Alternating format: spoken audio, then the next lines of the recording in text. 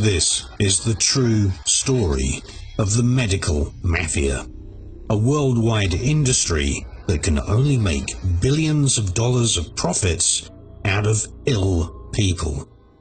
What if this industry was secretly making millions of people have serious diseases, such as cancer?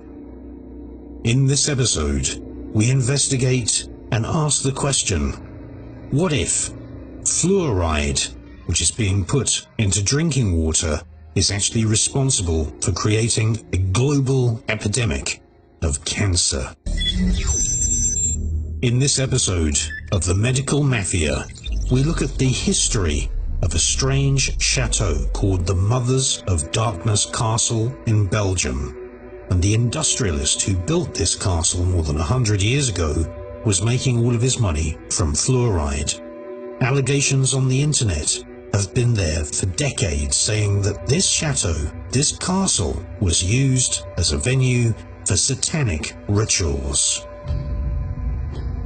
And we also investigate MK Ultra, a global, international program of mind control using nerve gases and other mind-bending chemicals, which are all derived from fluoride.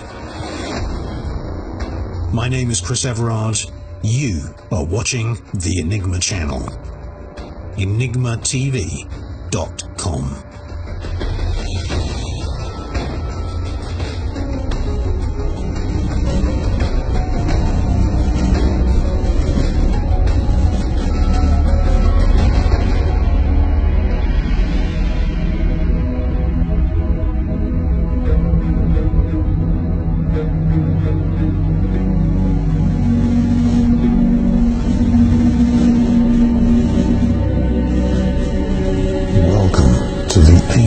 City of Rouen. This part of northern France used to be under the control of the British, and the British and the French were at war for no less than 100 years. In this episode, we're going to investigate Aleister Crowley summoning 72 giant demons from hell into the king's chamber of the Great Pyramid, and we're also going to investigate the aristocrat from France, this part of France, who actually spent his entire fortune trying to summon a demon called Le Baron. But first, we start with the legend of Joan of Arc. My name is Chris Everard. You're watching Forbidden TV. Welcome to the new show.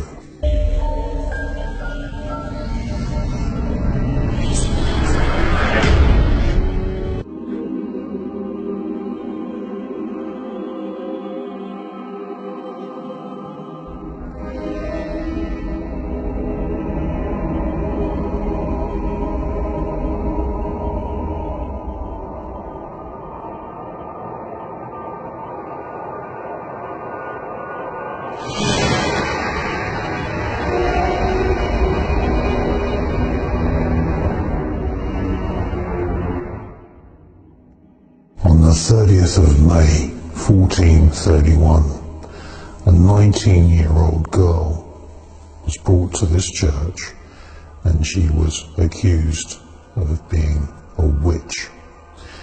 They took her outside this church, put her on top of a bonfire, and burned her. Her name is Joan of Arc.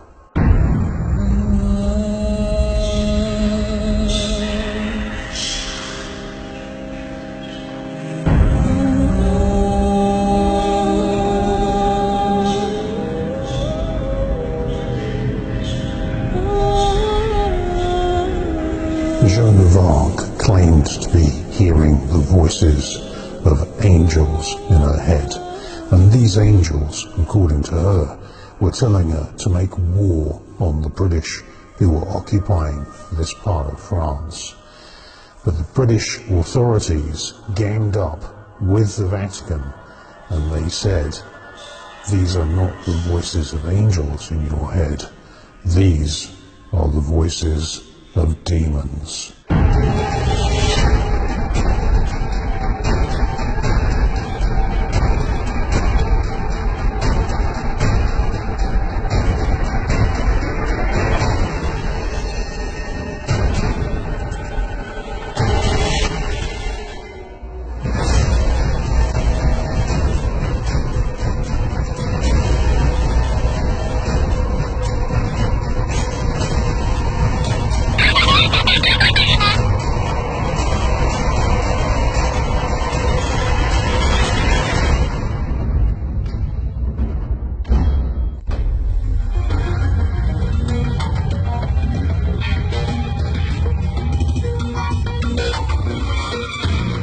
Thousands of years ago, complex technology which bridged the gap between the physical world and the spiritual world was developed in Iraq, Egypt, Mexico, and European megalithic sites such as Stonehenge.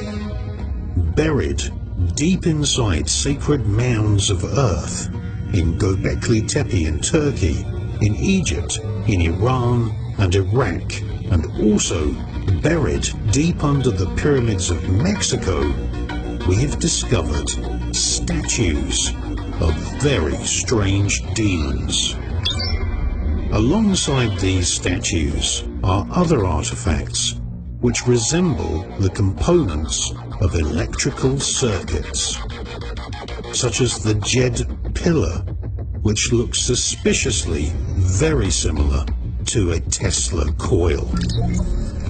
In the ancient world, electricity was being generated using batteries filled with acid vinegar, and these devices created a flowing energy which was used by the Illuminati royal families of ancient Egypt, ancient Iraq, ancient Britain, and ancient Mexico to make psychic contact with spirits, angels, and demons.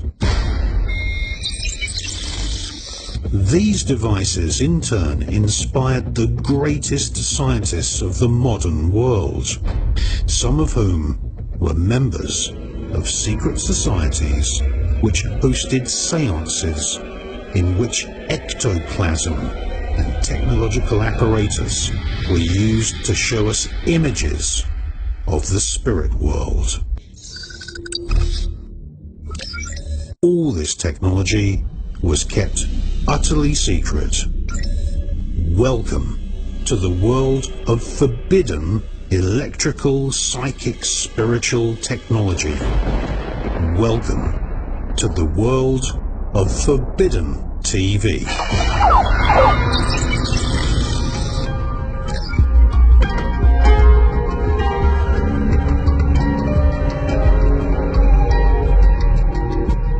My name is Chris Everard, and I travel the world investigating psychic, spiritual, and technological secrets which the ruling elite have kept secret for thousands and thousands of years.